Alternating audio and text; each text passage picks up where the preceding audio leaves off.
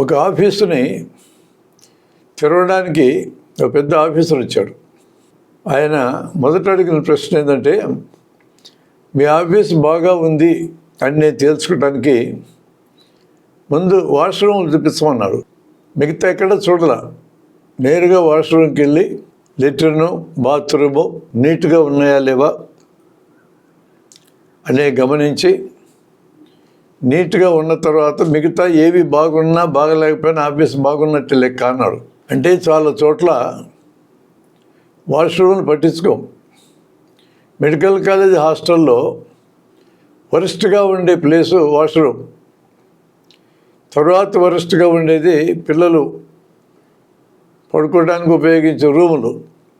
ఎక్కడ పెడితే అక్కడ పుస్తకాలు చెత్త చెదారు వేసి ఉంటుంది. రూమ్కి 2-3 ఉంటారు.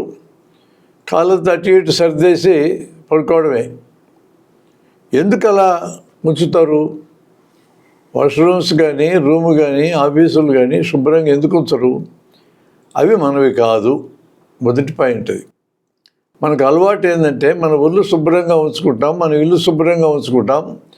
ఇంట్లో ఊడ్చి చెత్తంతా తీసుకెళ్ళి వీధుల్లో పోస్తాం, లేదా ఎదుటింటి వారి ముందు పోస్తాం.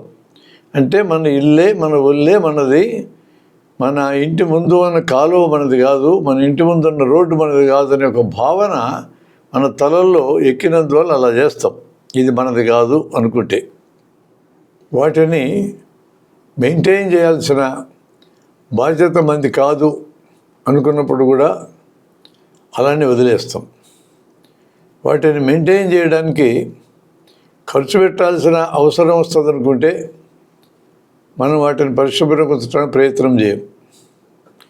ఇదే విషయం లిటరల్కే కాదు, ఫ్యాన్లు వేసి వదిలేసి వెళ్ళిపోవడం, లైట్లు వేసి వదిలి వెళ్ళిపోవడం, ఫ్యాన్లకు చిన్న చిన్న రిపేర్లు ఉంటే చేయించుకోకుండా వదిలేయడం, ఇలాంటివన్నీ కూడా ఇది నాది కాదు అనుకున్నప్పుడు జరిగే వాటికి ఉదాహరణల కింద వస్తాయి.